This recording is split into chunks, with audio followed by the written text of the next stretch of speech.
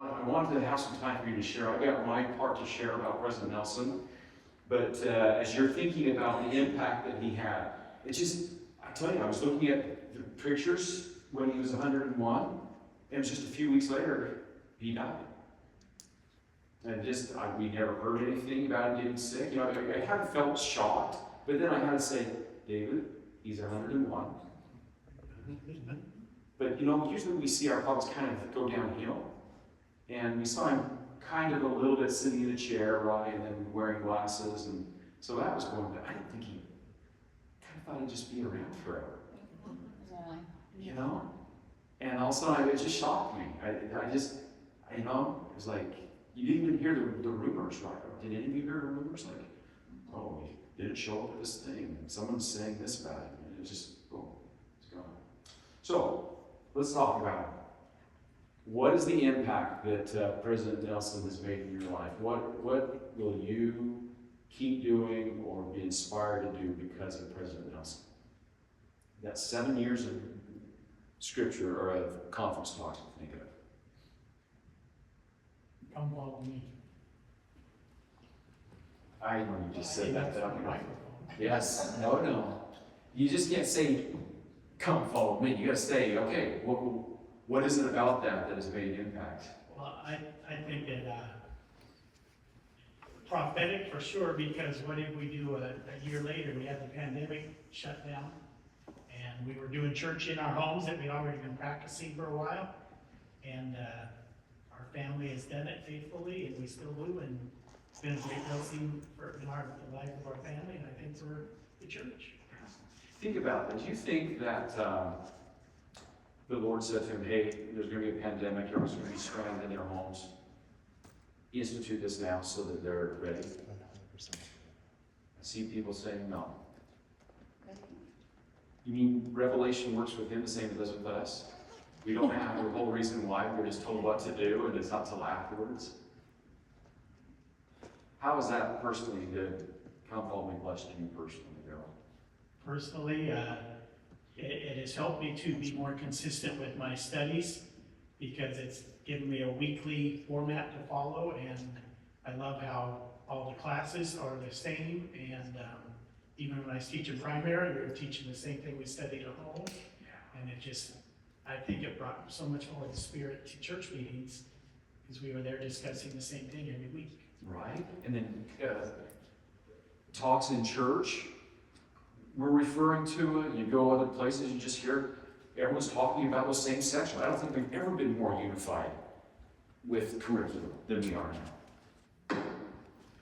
And then I like how, going along with that, how like now I'm teaching seminary and it's the same thing. So like I'll do the come follow me lesson and then I get to deep dive into it because we're doing it for seminary. So we're getting into all the different little chapters, not just like that, that one day.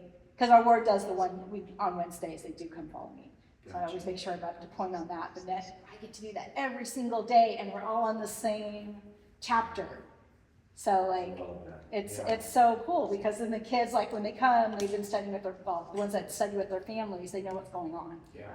And you can tell, like the spirit's there. What else would you add about President Nelson to his impact for you? Oh, it's huge. Like not just the come follow me, but what? No. What I mean, like in general, like the whole making Christ more of a center of our lives. Like the peacemakers. Like be a peacemaker. Don't tear people down. His big thing was don't tear people down, build them up. And so I always have to think about that because we all do it. We all tear people down. So then I'm always like, no. Think about it. Right? It's easier. I mean, it's easier to tear people down. Be the other person, build people up. He sure gave us a message of peace. What a great thing. Just take out one thing from him. What a difference it will make in your life. What else? What other impact did President Nelson have on you? What are you going to do for the rest of your life because of President Nelson?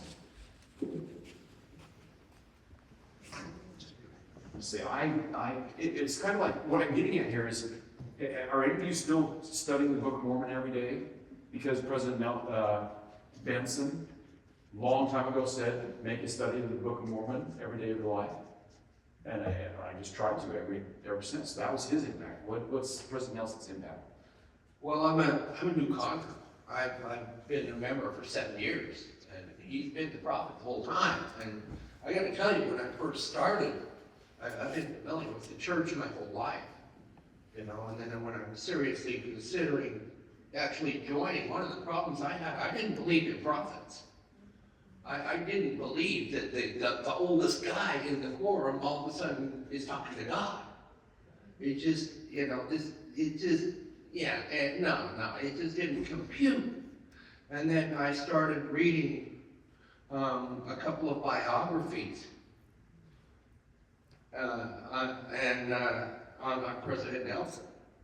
I don't know, you guys have probably read him or familiar with him anyway, and I was astounded at just how accomplished this man was. And as I watched him, after knowing him a little bit through these books, and I watched how he handled himself, and how he dealt with other people, and the love in his eyes, and pretty soon, I'm saying, you know, if there is a prophet on this earth, this man is it.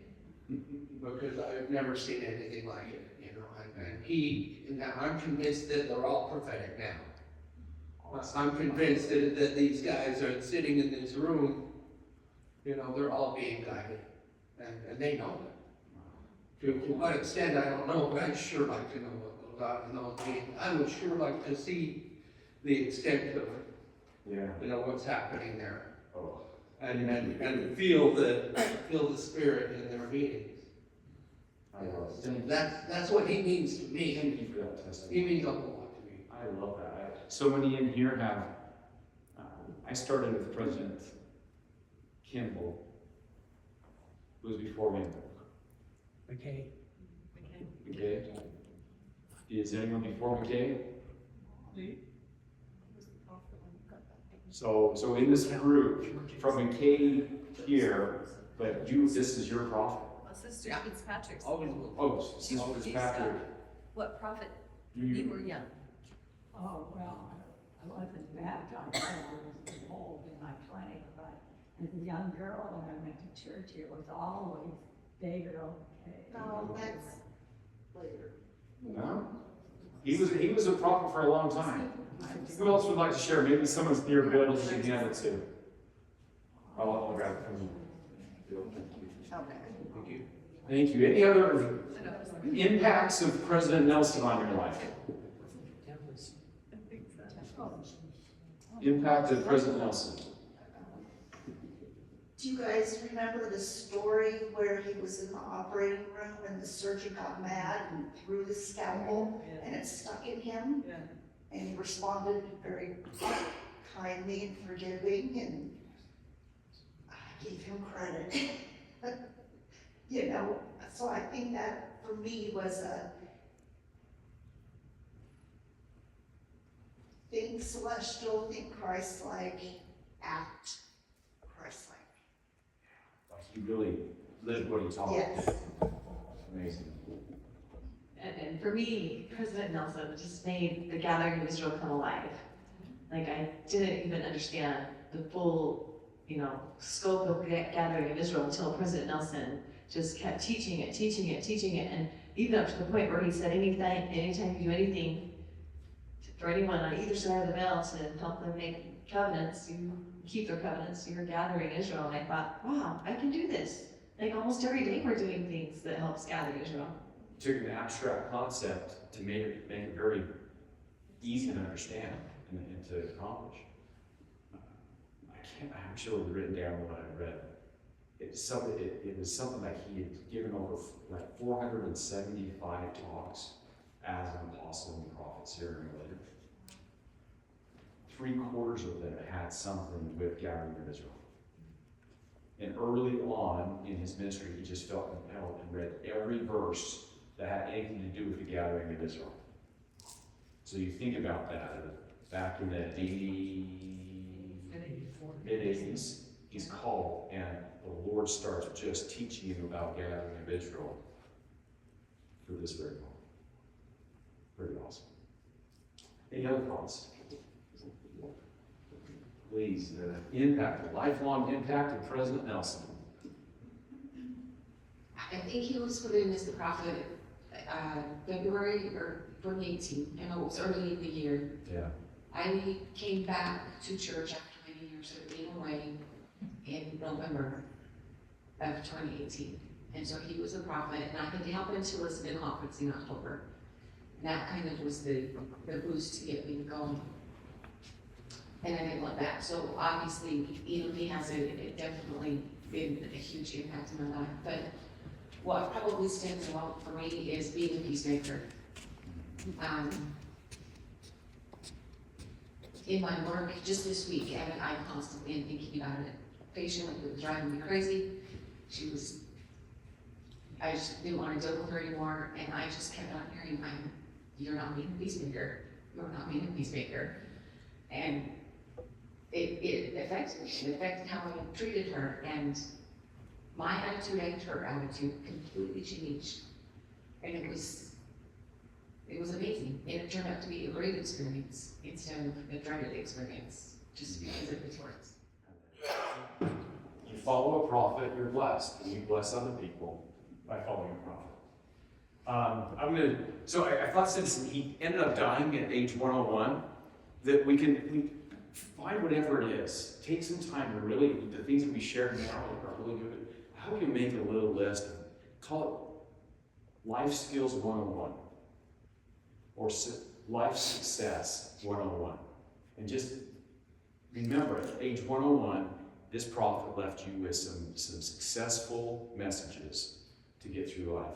One of those very first ones, and I have a hard time deciding which one, because I produce those I urge and I plead for. It's been on my mind. I was looking forward to it. I just told my class a couple of weeks ago, I said, watch for the next I urge and plead at this next conference. But I love this. Daily immersion in the Word of God is crucial for spiritual survival, especially in these days of increasing upheaval. As we feast on the words of Christ daily, the words of Christ will tell us how to respond to difficulties we never thought we would face. There's a couple times when he spoke, and he would say that, I'm like, what are you saying? What are we going to be facing? And I can't believe within just his 7 years, the extreme swing of crazy things that we're facing. Now, in that, he also, there was a footnote, so I put this in there too. So this is the talk I just quoted from is April 2020. April 2018, his very first talk was Revelation for the Church, Revelation for our lives. In coming days, it will not be possible to survive spiritually without the guiding, directing, comforting, and constant influence of the Holy Ghost. This last conference, I don't know the time, or no one knows the time of this coming about. All I can tell you is the Lord's been telling you to get ready. No prophet has taught more bluntly than that. So, Life Skills 101, get ready. So with reference to the constant influence of the Holy Ghost, I remember the story about him operating on somebody who had a weird heart valve problem. And he was inspired, looking at the heart, how to do the surgery by the Holy Ghost.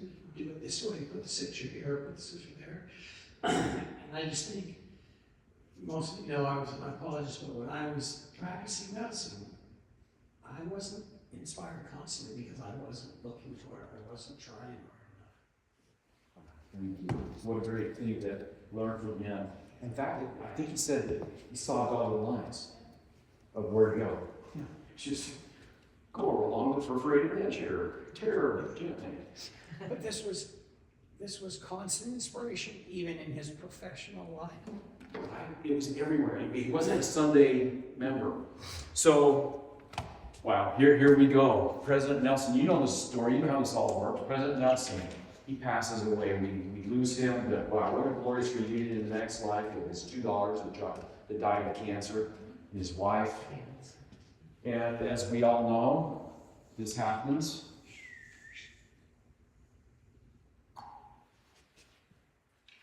And this one down here. As soon as President Nelson died, then we had, whoops. Where did he go?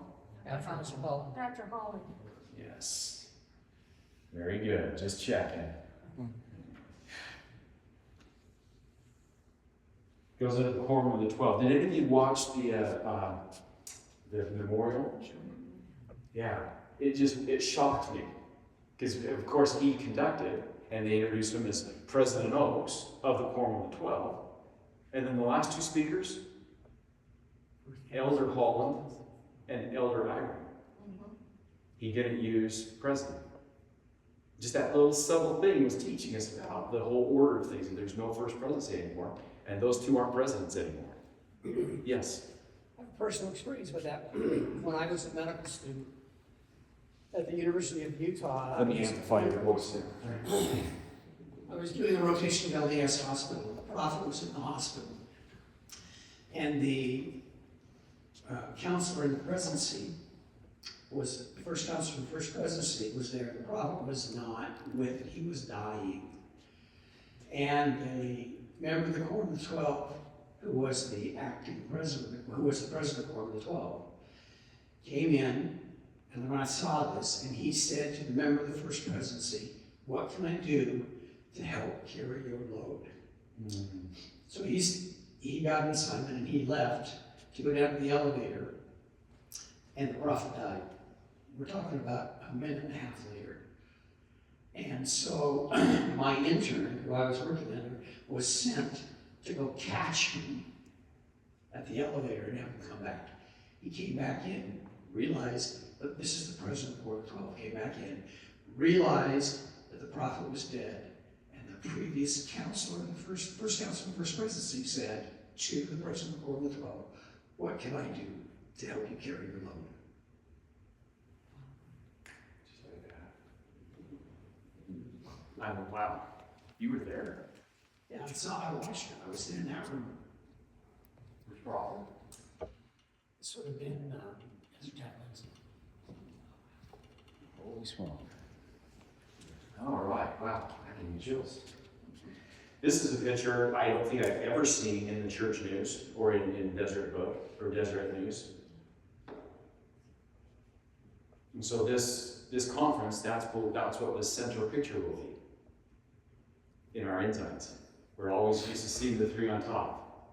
So very unique. In fact, it was 51 years ago that the Quorum of the 12, that there was no first presidency in conference. So it's been a long time. So that's our organization there.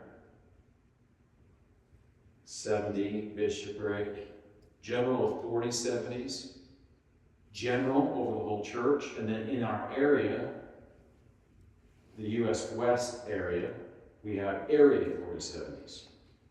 And they're not on this picture because there's a whole bunch more of those, not on paper. I love our Relief Society, Young Women, Primary. Okay, I think we're good there. So, I want to go into something here. It's all very, I forgot where. So in just the coming day, and they said in the net that they wouldn't do a first presidency until after the funeral. So Monday is the viewing. If any of you are going up on to conference this weekend, you might want to stay over till Monday too, and take a walk through the conference center. And then Tuesday will be the funeral. So we're not quite sure when it's going to happen. But just imagine this. Somebody was saying, Bill, it was you just, what goes on, or like to see these things. But eventually, they're all going to meet. So you know where they meet right now? Joseph Smith Building. They meet, the Joseph Smith Building. They dedicated a floor and a room there to be their meeting room, which will be dedicated kind of like a temple, because they're going to go in there and dress in their temple clothes. That's where they meet every Thursday. So I kind of was hoping they did the memorial on Wednesday, and that this Thursday they met, and we were going to get a new prophet this weekend. But that's rushing it. We don't need to rush it. We know the process. We don't need to be worried about what happens next in this church. they'll sustain President Oaks as the prophet, seer, and revelator of the church. And then all 14 men will then gather around him, lay their hands on his head. And depending on who he chooses as his counselors, either President Holland is the president of the Quorum of the 12, or whoever is the acting quorum president of the Quorum of the 12 will set him apart. All 14 of them? 13. Oh, so leaves 13, right? Yeah, 13 will be right. And then, of course, we have a vacancy to fill after that, so that it just all keeps moving on. Please, question? I think you did answer. Who sets him apart again? The president of the Quorum of the 12. But who is the voice? Yeah. So we don't have to we don't have to worry, we don't have to be concerned about what happened, but because it's happened 17 times. But this time, whoops, right there, it wasn't so clear. Remember when Joseph Smith was killed, the thought is, if we take him down, we take down this whole church. And they just trimmed the tree enough to make it grow crazy, is what they did. What people forget is that underneath what you see on the surface is human beings, natural men who we call prophets, and the rest of the world goes, yeah, the Lord said to us, though, by their fruits you shall know them, so they're all wary of our prophets. I mean, really, have you ever thought of how many churches in the world have prophets that call their person, their leader, a prophet? I think there's only one, and you belong to it. The rest, I don't know. It's kind of, think about it, making that claim. You either have to be right or you're really crazy. Which are we? So you have these people that would say, okay, we're going to kill Joseph Smith, but what they fail to see is that Joseph Smith is not the root system of the Church of Jesus Christ of Latter-day Saints. At the roots is who? Jesus Christ. Yeah. And so as we get our nutrients and our everything through Jesus Christ, and he connects to prophets, just because the prophet dies, it doesn't. Don't take the analogy too far. We didn't lose the trunk of the tree. Because the trunk of the tree just represents prophets. And those prophets, right? Am I right? 17 to President Nelson? And so we're looking at our 18th prophet to continue to bring that revelation and all that nutrients from the root system of our church, Jesus Christ, up to all of us, the branches and the auxiliaries, and men and women, and we all are filled with the wonderful gospel, and we produce the fruit that we should produce as members of the church. But that first time, can you imagine? I think the saints in 1844 would have been a lot like the saints at Jesus' time. You were with him for 3 years, Jesus, and then also he says, I'm going to go, and then you witness him die. And you know how you all get when, they say when you get really panicked, you don't even remember 911 because of the adrenaline and everything that's going through you. Could you imagine those saints at Jesus' time just, well, I was there, he raised Lazarus, and now they must have been just beside themselves. These saints, who's next? Early day saints, who's next? Right? And of course we then have Peter, James, and John who come out of it. But these saints, they're like, hey, who do we turn to? There's your choices, basically, just in a nutshell. Before Brigham Young gets back from his mission, soon Victor gets back from being out in Pittsburgh. He had kind of been alienated from the church. At the same time, though, he was running as vice president with Joseph Smith for the presidency. It was all kind of a mess. But he had kind of been out of sorts with him. He came back and said, I was in the scriptures, he was one of the first presidency at one time. So I will be the caretaker because there shouldn't be another prophet. Yeah, at the bottom. Oh, we'll talk about it. We're into it. Okay. But here's your 4 choices, saints, that you're in 1844. All right, so on top right is Sidney Rigdon. Sidney Rigdon is going to convince you, hey, I'm in the scriptures, I was in the first presidency, and as glorious as Joseph Smith, we all loved him, so what we really should do is that we should make sure that the presidency, the right of presidency, stays in his family. And so until his son, Joseph III, gets of age and can be that prophet of the church, I'll be the caretaker. So he proposed that he would be the caretaker of the church until Joseph III would be. Was there not a quorum of the 12? Oh, there was. They had the full quorum. Yeah, but think about this. This is all, we understand it all. That they're like, oh, we don't know what to do. It had never been done. They haven't been told about it yet. Right? Yeah. So as you can see, Sidney Rigdon is going to end up being kind of the impetus, along with William Smith. They will pretty much be the founders of the reorganized LDS Church, which later in the 80s or whenever it was, will turn into the Church of Christ, or the Community of Christ. Didn't he start his own Reaganites? And that was, yeah, and then it was just kind of, there's a whole bunch of splinters here. You'll notice that today there's about 250,000 from that breakoff. So now those pioneers at that time couldn't know what was going to happen, but if they could, and like, okay, let's see, what is your future? Do I follow Sidney Rigdon? There's only 250,000 250,000 people. members today. So that's where those people that followed Sidney Rigdon and that idea, that's where it grew and where it really became. Bottom left corner is James Strang. Yeah. James Strang had just been baptized that year. But he claimed to have a letter from Joseph Smith that said that Joseph Smith had called him to be the next prophet.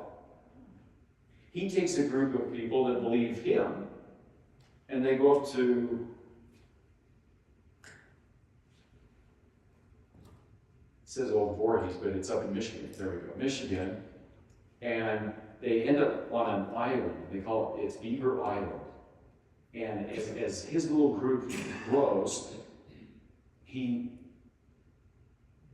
has them all call him king. And so he sets himself up to be a king, and eventually some of his followers murder him. What happened to him? And you think it would be all done, but it's still around. They have 100 people in their church today, still up there in Michigan. Okay, so there's that. I'm sorry, that didn't show up very well. It's a plate of the city. Old Voorhees, the Springite Mormon settlement up there. Can't read it too well. So there's one more. His last name. It's Strang. S-T-R-A-N-G. And I just say, just put an E on the end in there. Yeah, it looks it. But that's not this. Okay? And then there's this one. So you look at those two, and between those two, I'm leaning a little at least towards more Sidney because,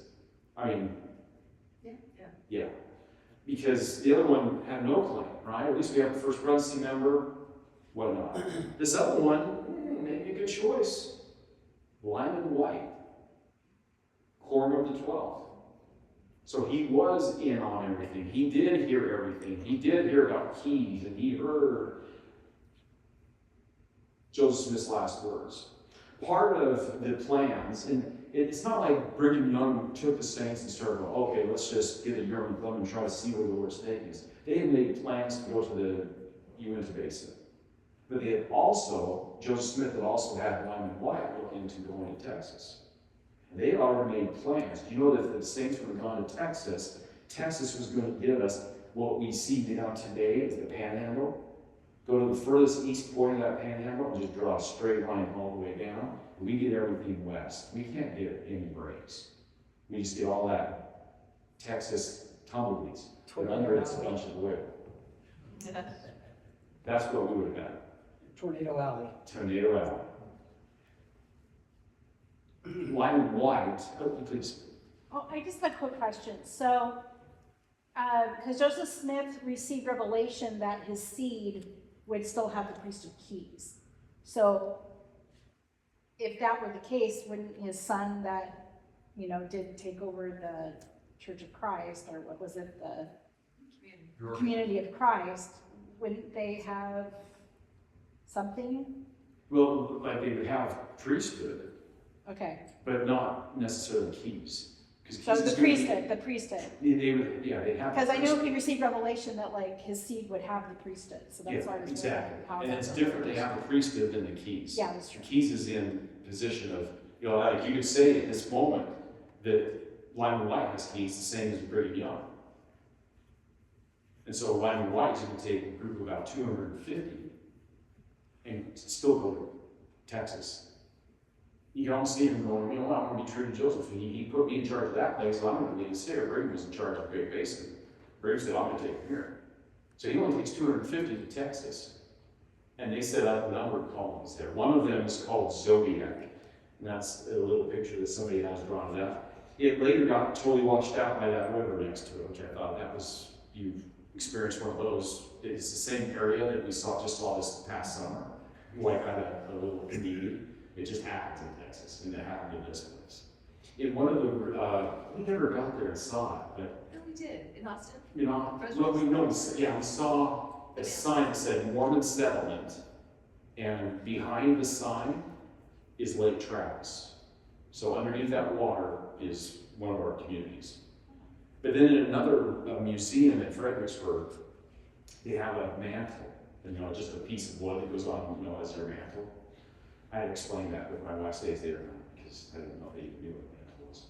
But it said, and labeled was mantle taken from Mormon temple in Zodiac, Texas. So think about that. Lyman White, he's part of the very first endowments. He's part of the Nauvoo. He takes his group down there, and then he creates some building that they call a temple. You follow him? There's 0 of them left. Were they called by something different? They didn't go by anything different. I don't know what if they had a different name, but Who was it? I have the list of all of that was them. Lyman White. Lyman White. Lyman White. And then your fourth choice, Brigham Young finally gets back from his mission. They said that all their missions on the day of death, they all just kind of felt this, ugh. They didn't know quite what it was. It wasn't for a couple of weeks that we got a letter that said that Joseph Smith had died. They got back in August. It was after Sidney was there trying to get everyone to believe in him, and Brigham Young, when he gets up, you know the story. And that's where we all have the privilege as Latter-day Saints to receive a personal witness that the prophet's call is from God. Again, in the early days of the saints, man, they had no history of this, no pattern of this. What they all came from other churches, and whatever they had seen, and when our pastor dies or a leader dies, or, you know, whatever happens next is what they're used to. Here we're coming into God's church in His Word. And so it's in that moment that this little statement, Emily Hoyt listened to Brigham Young speak. She caught herself glancing up at him to make sure it was not Joseph speaking. He had Joseph's expression, his method of reasoning, and even the sound of his voice, to the point that when Joseph Smith and Kirtland was tarred and feathered, they put poison in his mouth. Or they tried to get him, gritted his teeth so much, and they pushed so hard that they chipped his tooth, which gave him little whistles. And witnesses to this experience said that Brigham Young at that time when he spoke, even had to whistle when he would speak, like Joseph Smith had. To the point of even looking like Joseph. 7 years later, Emily recorded her experience of watching Brigham speak to the saints, testifying how much he looked and sounded like Joseph on the stand. In the years to come, dozens of saints would add their witnesses to hers, describing how they saw Joseph's prophetic mantle fall on Brigham that day. So think back in your experience from David O. McKay on, and what your experience has been to come to know that they're a prophet. maybe just that switch, it's like, oh, I love President Hinckley, Elder Hinckley, but boy, there was a change when he was a prophet, and I knew he was a prophet. And with every one of them, I've had that experience. I'm so grateful for a seminary teacher who had us, it told us about President Kimball dying, and got out a piece of paper and said, like, how he's made an impact on your life. And just feeling it, oh, there's never going to be another prophet like him. And then I gave him testimony of President Henson. When he said, give me a young man who has done this and this and this, and I'll give you a young man who will perform miracles in his mission throughout his life. I was in high school. I was taking on all those things he said. He got me on track. And I love him for that. I love my root in the Book of Mormon because of him I came to know. And so in coming weeks, you can say, oh, I really know the President Oaks is the prophet. Seek for that spiritual witness. Don't just take it for granted that there's a system in place that he's just not exploiting. You claim the right to know by the Holy Ghost that he is God's prophet once he's made it. He's not it. It's the Holy Ghost. Many of us probably watched the first promise that Thomas Monson was the prophet, and I saw this, but a lot of people, and even the next apostle who spoke, talked about, we all saw the mantle gently put on his shoulders. You just gained chills because that took me right back to eyewitness tattoo. I don't exactly remember what it was, but it was like an endowment of spirit to all of us. Yeah. Well, my friends, I think we've talked good enough about this. President Joseph Brigham Young said this: Joseph conferred upon the heads of the 12 apostles all the keys and powers belonging to the apostleship, which he himself held before he was taken away. There's the difference. Sidney Rigg is not going to talk about keys. Strang's not going to talk about keys. And Lyman White, he heard the same thing. But what he didn't understand was Brigham, at that time, was the senior apostle. So, I don't know if I've showed you this before, but this is going to bring you hours of joy and fun. I'm going to share it now with you. See the one second over from the left, from the right, has that circle. You can't really read it, but it's called Latter-day Apostles. It took him a while to get it caught up. It took him a couple of days. Well, I've been obsessed with it ever since. Yeah, isn't it so cool? So here we are. Here's our leaders of the church. Oops. Oh my goodness, this new iOS. Oh, come on. There we go. Original First Presidency. So what you can do with this app is you just click on the arrow and you just see people leave and come in to the First Presidency. Then we have that's our quorum of the 12, quorum of the 3, and you see them grow into 35s, 37. Then you see the great apostasy of 37, and all of them go away. And then here comes 44, Joseph Smith dies. There's your quorum of the 12 at the time Joseph Smith dies. You'll see in this thing that they start on the right. At the top is the quorum of the president of the quorum of the 12, and then they just work their way around clockwise. So you'll see Wilford Woodruff, John Taylor there at 6 o'clock and 5 o'clock. They just work their way up. Brigham Young's the prophet now. Here we go. Ronald Pratt, you gonna make it? You gonna make it? Nope. John Taylor. Oh, who's sitting up there next? Emerson Kimball's up there. Anyway, look how many in the First Presidency there. Anyway, it's kind of fun. You can go through and just watch it all and just see how this pattern has been going on now for a long time, and just kind of fun to watch. So, boom, let's go with the current. There's President Benson, President Hinckley, President Monson. And then we have President Elder Anderson come in. Look where President Nelson is there. Where is he? He's at 11 o'clock. So right now, if President Monson dies, President Pack is our prophet. Oops, he died because President Nelson wants to be our prophet. The Lord knows and puts him in place and calls his apostle when he's first called. at the time and thing, and the Lord's in charge of it, and he will have whoever's going to be the prophet at that time. Elder Oaks and President Nelson were called the same day. President Nelson was set apart before Oaks, so that puts him in seniority. Otherwise, we would have had Oaks for the last 8 years, 7 years. President Kimball was pretty much him out of it at that point. When he called him, and it was in the middle of the night, we came on here and said Nelson and Oaks in that order. Isn't that interesting? And I'm not quite sure, again, with Revelation, that the Lord said, hey, and pretty soon, he's going to be the prophet before him. That's the impression we have. Our prophets follow impressions like you and I have to follow impressions. And then afterward, maybe they're not as shocked at it afterwards when they see how it all makes sense. You and I maybe are like, what? That's amazing. Well, yeah, if they had reversed the order, then President Nelson would have never been prophet.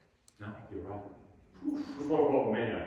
Glad that happened. And one more thing that I've been thinking about this week is that President Nelson, being a physician, was a prophet at the time of the world pandemic. Exactly. And right now, we have such a time of political unrest, and we have a man that was a constitutional lawyer that is going to be the prophet. Almost a Supreme Court judge. Yeah. I mean, State Supreme. No, he's considered Yeah. for. Yeah, so then again, this is 8 years ago, President Nelson dies, or President Monson. We have Columbia 12. Notice at the bottom, 2018, or January 2nd, and it's the next, just 10, 12 days later. And there we go. President, so it wasn't always so quick, right? With President Young, it took how long? 3 years to reorganize the first presidency? Yeah, I have a little. And then when President Schmidt, it took until like Lorenzo Snow before they started doing it. There's how long it took for each of them. Wow. So 3 plus 3 plus 2, 11 days. So Wilford Woodruff, before he died, told Lorenzo Snow, we gotta make this happen faster. We need that leadership. We need to make sure that we don't have various people going around saying, hey, this is how things are done. And so you get down to President Nelson, who was 12 days after President Monson, and my prediction is 12. Just because this coming Thursday will be the 12th day since his death. And that gives time for the funeral. That gives I'm just basing that on that's the next meeting of the Quorum of 12. So you don't think it'll happen before? No, respecting, just, trying not to bring in too many new things to conference, not making the whole conference memorial to President Nelson.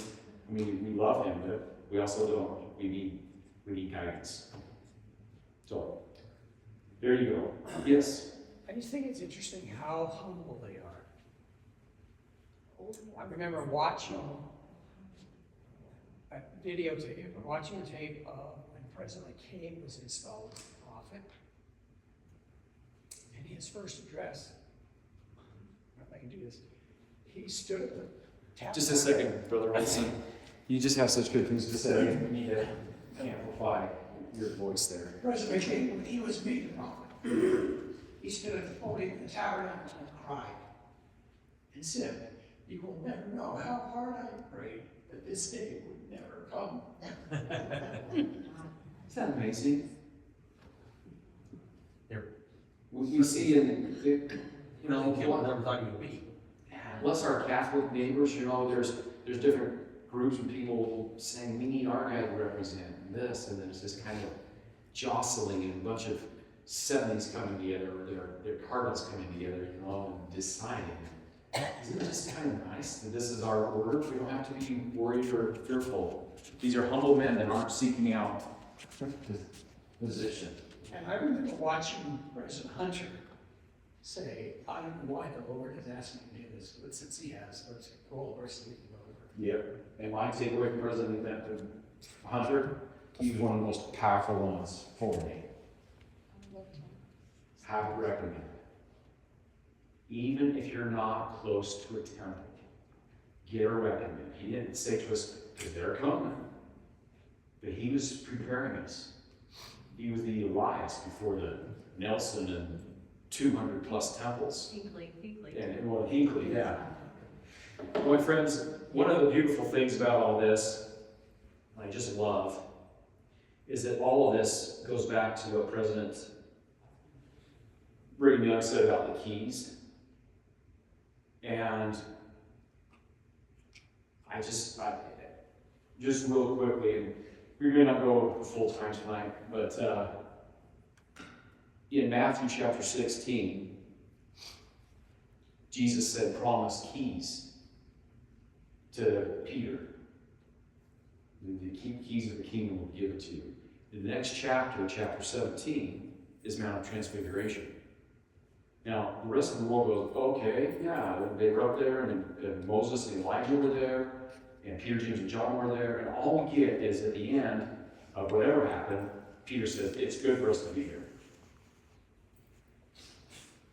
I am so grateful to belong to the Church of Jesus Christ by His saints that has all the missing stuff. When you go to Gospel Library, and you go into Bible Dictionary Transfiguration, Mount of. This very important event in the New Testament occurred about a week after the promise made to Peter that he would receive the keys of the kingdom of heaven. On the mount, now listen to this, it just doesn't say, the rest of the world doesn't have this. Modern revelation has told us this. On the mount, the Savior, Moses, and Elijah, gave the promised keys of the priesthood to Peter, James, and John, which enabled these brethren to carry forth the work of the kingdom on the earth after the departure of Jesus. These keys were later given to all of the 12. I remember I mentioned my companions and I talking about how both Moses and Elijah being taken up so that they had physical bodies so that they could give the keys. That's what they had to do. Hand to head is so important to the Lord that those are the only two people we know of, besides Enoch who beamed up and he never came back until the millennium, right? Isn't that awesome? That the Lord took those two up so they had bodies. Because they helped. To put hands on the head of Peter, James, and John. Because they were given keys and they had to physically give those keys. Isn't that amazing? But that's not what James Strang, no hands on his head, just a letter. That's not the order of things. The Lord has given us orders so we don't have to be deceived and follow some podcaster that has never received keys. Yet people are leading prophets all the time for podcasters. I always bring that up. But I don't understand what we're doing. So you think about that and how beautiful that is. That then, this next one just kind of got me thinking something. I'll just tell you something real quick here. The Transfiguration occurred in about October, some 6 months before the death of Jesus. Guys, catch this. It's Yom Kippur right now. It's October. 6 months from now is Passover. Those two are the high holidays of the Jews, exactly splitting the year. A Day of Atonement is what Yom Kippur means, where the priest would go in only once a year on that day, and in essence, rip the veil and go into the Holy of Holies, where 6 months later, Jesus is going to die, and in the literal temple, the veil is rent, and they never use that temple again. It's the only time that he takes off all the fancy clothes and gets 2 goats and lays his hands on both of them and gives them Israel's sins. And then puts a maroon tie around one of their necks, the goats, and they lead it out into the wilderness, it becoming the scapegoat. And then the other one is killed, and its blood then goes and cleanses all of the elements of the temple. And in essence, cleanses and makes atonement for all of Israel. 6 months from then, you're going to have 2 sons of God. Jesus the Christ, the Son of God, and Bar Abba's. Bar is son, Abba is father. So two sons of the father, and one's going to be let go, and the other one is going to be crucified for the cleanse the sins of the world. I don't know exactly when the Mount Transfiguration is happening here, but they were celebrating these things at that time. Jesus is just 6 months away from this, and he's giving his keys, just like Joseph Smith's going to make sure when he dies, things don't end. So Jesus makes sure that when he dies, it's bestowed upon the prophets, but it's a little different tree in the early days of the church, isn't it? Or the Meridian time. But when we do kill off those prophets, we do have a step. The root system's still there. Because they didn't give the keys. But then eventually, yeah, no keys. In fact, you can't see that. You can see Matthias coming into the 12, Paul coming into the 12. We lose Judas, we lose James in the scriptures, but we never hear about really any others in scriptures. And we do definitely see Peter being the chief. Everyone's coming to Peter for answers, right? You never get anybody else after Peter.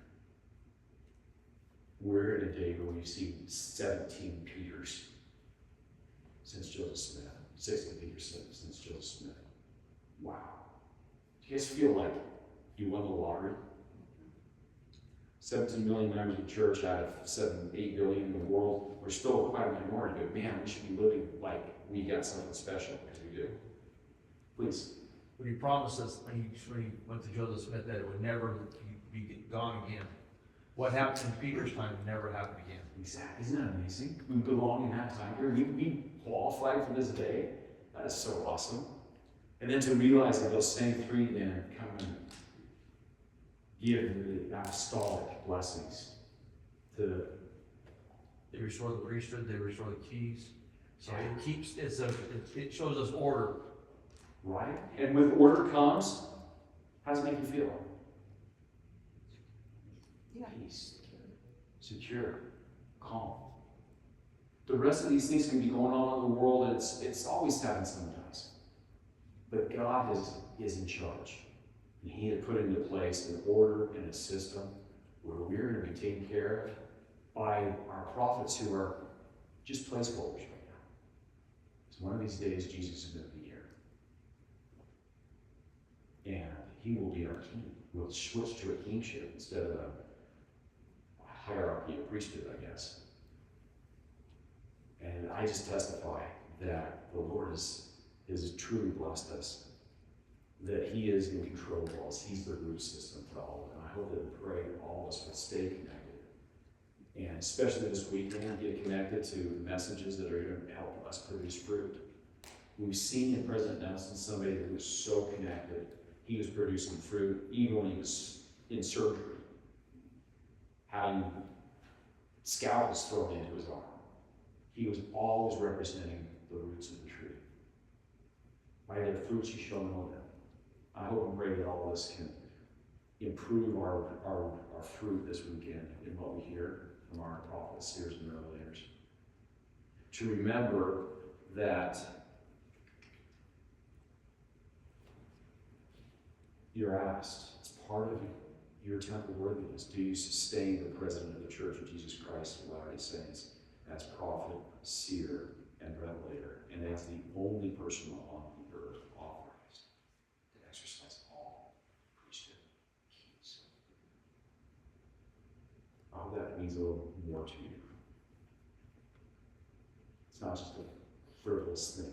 They're all prophets, seers, and revelators. We sustain all of that. The second one says that. But only the keys are mentioned with the first one. They all hold them, but they only exercise them under the guidance of the One that can use them, they all hold the right to, but only one can use it at a time. that order of them. And I just testify of all these things that they're true. They're true because it takes back to the truth, the life, and the way of Jesus Christ. And I say this in the name of Jesus Christ. Amen.